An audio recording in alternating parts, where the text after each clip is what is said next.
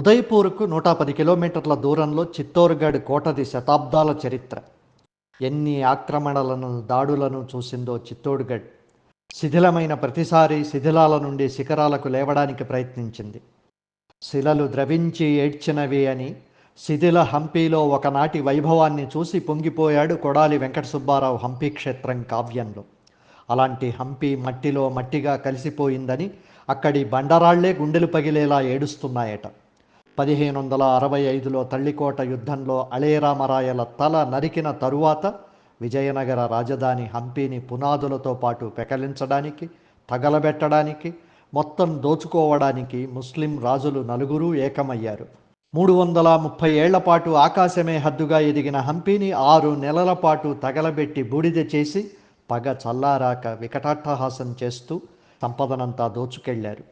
గుడిలో తలలు తెగిన విగ్రహాలుంటే హిందువులు పూజలు చేయరని తెలుసుకుని ప్రధానమైన గర్భాలయాలన్నింటిలో విగ్రహాలను ధ్వంసం చేశారు.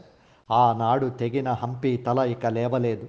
మొండాన్ని చూసి తలదించని హంపీ తలను ఎలా ఊహించుకుంటున్నామో అలాగే చిత్తోర్గఢ్ శిథిలాల్లో ఒకనాటి వెలుగులను వెతుక్కోవాలి. ఒక వెలుగు వెలిగి కలలా కనుల ముందు చెదిరిపోవడంలో హంపీకి చిత్తోర్గఢ్కు చాలా దగ్గరి పోలికలున్నాయి. అదే ముస్లిం రాజుల దాడులు, అవే యుద్ధాలు, పేర్లే వేరు, అదే కథ, అదే వ్యథ. కాలగతిలో హంపీ కంటే పెద్దది చిత్తోర్గఢ్ కథ. హంపీ వదిలి ప్రాణాలు అరచేతిలో పెట్టుకుని పెనుగొండకు, ఆపై చంద్రగిరికి విజయనగర రాజులు వెళ్ళి రాజ్యాన్ని నిలబెట్టుకోవడానికి ప్రయత్నించారు. కానీ కాలం కలిసి రాలేదు. చిత్తోర్గఢ్ వదిలి ఉదయ్పూర్కు వచ్చిన రాజ్పుట్ రాజులు 1559 నుండి సిటీ ప్యాలెస్ రాజసౌధాన్ని నిలుపుకుని బ్రిటిషు వారి కాలంలో, ఆపై స్వాతంత్రానంతరం ఇప్పటికీ అక్కడే ఇల్లు కట్టుకుని ఉండడం ఒక్కటే తేడా. క్రీస్తు శకం 730 ప్రాంతాల్లో మేవాడ్ రాజ్య వ్యవస్థాపకుడు బొప్పా రావల్ రావల్పిండి నుండి వచ్చి చిత్తోర్గఢ్ను స్వాధీనం చేసుకునే నాటికే చిత్తోర్గఢ్ బాగా స్థిరపడిన రాజ్యం. మౌర్యుల రాజు చిత్రాంగద్ మౌర్య నిర్మించడంతో దీనికి చిత్తోర్గఢ్ అని పేరొచ్చింది.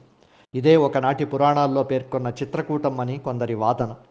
శాసనాధారాలను బట్టి ఇప్పటికి దాదాపు 1400 ఏళ్ల కిందట చిత్రాంగద్ మౌర్య నిర్మించింది చిత్తోర్గఢ్ కోట. ఢిల్లీ సుల్తాన్ అల్లావుద్దీన్ ఖిల్జీ 1303లో, సుల్తాన్ బహదూర్ షా 1535లో, మొఘల్ చక్రవర్తి అక్బర్ 1567లో మొత్తం 3 సార్లు చిత్తోర్గఢ్ మీద దాడి చేశారు. వేల మందిని చంపేశారు. ఖిల్జీ నెలపాటు చిత్తోర్గఢ్లో సాగించిన విధ్వంసంలో 30,000 మంది హిందువులు ప్రాణాలు కోల్పోయారు. మేవాడ్ రాణి పద్మిని, ఆమెనే పద్మావతి కూడా అంటారు. ఆమె గురించి కథలు కథలుగా చిత్తోర్గఢ్ కోటలు వినిపిస్తూనే ఉన్నాయి. सर ये भी पुराना गेट है, इसमें पेंटिंग बना रखी है हाथों से, नीचे शेर हंस रहा है. बहुत से लोगों ने पीएचडी के रिजल्ट आया, शेरनी मायके गई है, इसलिए शेर खुश है. अब चलते हैं हम लोग रानी महल. ये पुराना चूल्हा, चिमनी, लालटेन. इस चूल्हे पे राजमाता प्रसाद बनाती थी. जब बेटा राजा बनेगा तो रानी राजमाता हो जाएगी. ये रूम है लेडीज कॉन्फ्रेंस रूम. अतिथियों का स्वागत सत्कार यहीं करती थी राजमाता. सैंडेलियर बर्मिंघम इंग्लैंड से खरीदा है, ग्लास बेल्जियम से खरीदे हैं. पहले लेडीज़ गेस्ट को चाय, कॉफ़ी, बिस्किट, समोसा नहीं, पान खिलाते थे. उनमें मिठास चेहरे पे लाली. जेंट्स गेस्ट को हुक्का पिलाते थे. अगर सर्दी में गेस्ट आया तो हाथ तपाने के लिए भी कोयले का इंतजाम था. रानी का मेकअप देखो.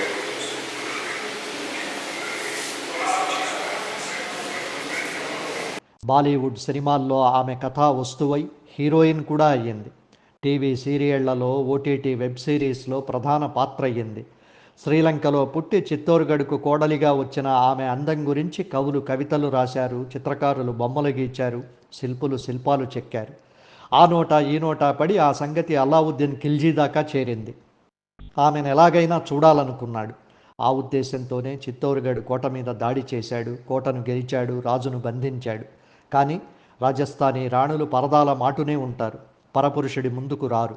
దాంతో చివరకు పద్మినిని అద్దంలో చూడ్డానికి ప్రత్యేకంగా ఏర్పాట్లు చేశారు. ఆ అపురూప లావణ్యవతిని అద్దంలో చూసి ఖిల్జీ మనసు నిండిపోయింది. ఇది ఒక ఉర్దూ కవి రాసిన కవితలో ఉండి ఈ కథకు బాగా ప్రాచుర్యం వచ్చి సినిమాల దాకా వెళ్ళింది.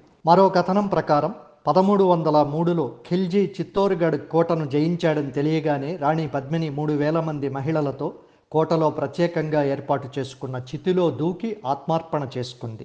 జేమ్స్ టాడ్ తన సుదీర్ఘ రాజస్థాన్ చారిత్రక గ్రంథంలో కూడా రాణి పద్మిని గురించి చాలా వివరాలు నమోదు చేశాడు. రాజ్పుట్ రాజులు తరతరాలుగా చెబుతున్న వివరాలనే తాను పొందుపరిచినట్లు తాడ్ స్పష్టంగా పేర్కొన్నాడు. ఆయన ప్రకారం రాణి పద్మినిని అపహరించుకు వెళ్లాలనే ఖిల్జీ చిత్తోర్గఢ్ కోటను ముట్టడించాడు. పద్మిని భర్త రాజు భీమ్సీ ఖిల్జీ సేనలతో వీరోచితంగా పోరాడుతున్నాడు. ఆ సమయంలో భీమ్సీని వలవేసి పట్టుకున్న ఖిల్జీ రాణి పద్మినితో బేరసారాలకు దిగాడు. నీవు నా దగ్గరికి వస్తే నీ భర్తను వదిలిపెడతా అని ఎరవేశాడు. దాంతో అంతఃపుర పరివారంతో కలిసి రాణి పద్మిని ఆత్మార్పణ చేసుకుంది. ఈ విషయం తెలిసిన పద్మిని భర్త తుది శ్వాస దాకా ఖిల్జీతో కోటకు ఆవల పోరాడి యుద్ధసీమలోనే చనిపోయాడు. జేమ్స్ టాడ్ చెప్పిన ఈ కథనాన్ని ఎక్కువ మంది నమ్ముతున్నారు. 16వ శతాబ్దం నుండి మొన్నటి దాకా ఉర్దూ, పర్షియా భాషల్లో పద్మిని అందచందాల మీద, ఖిల్జీ ఆమెను అద్దంలో ప్రతిబింబంగా చూడడం మీద లెక్కలేనన్ని కవితలు, పాటలు అల్లారు. రాజ్పుట్ల మీద శతాబ్దాలుగా రాజస్థాన్ నృత్య రూపకాల్లో కూడా పద్మిని ప్రధాన పాత్ర పోషిస్తోంది. పద్మిని విషయంలో కట్టుకథలకే ఎక్కువ ప్రచారం కలిగి వాస్తవాలు మరుగున పడ్డాయని చరిత్రకారుల అభిప్రాయం. మేవాడ్ రాణి మీరాబాయి 1498-1546 మధ్య బతికినావిడ. భర్త చనిపోయాక బంధువులు మానసికంగా హింసించడంతో ఆమె వారికి దూరంగా భక్తి మార్గం పట్టి ద్వారక చేరి కృష్ణుడినే భర్తగా భావిస్తూ కృష్ణుడిలోనే ఐక్యమైపోయింది. ఆమె రాసి పాడినవే ప్రఖ్యాత మీరా భజనలు. దాదాపు 700 చదరపు కిలోమీటర్ల మేర ఆరావళి కొండ మీద విస్తరించిన చిత్తోర్గఢ్ కోటలో తవ్వుకున్న వారికి తవ్వుకున్నంత చరిత్ర. చిత్తోర్గఢ్ రాజ్పుట్ రాజు రాణా కుంభ 1448లో సారంగపూర్లో ఖిల్జీ సేనలను ఓడించినందుకు గుర్తుగా నిర్మించిన విజయస్తంభం ఇప్పటికీ అలాగే చెక్కు చెదరకుండా ఆకాశమంత ఎత్తులో నిల్చునుంది.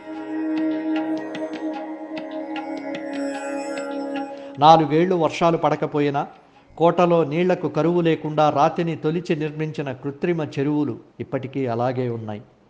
రాజభవనాల మొండి గోడలు ఏవో చెప్పాలనుకుంటున్నాయి.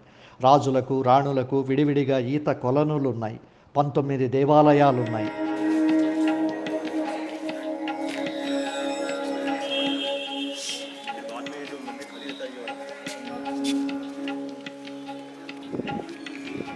శత్రువులు దాడులు చేస్తే తప్పించుకోవడానికి కిలోమీటర్ల మేర భూగర్భ సొరంగ మార్గాలు ఇప్పటికీ ఉన్నాయి.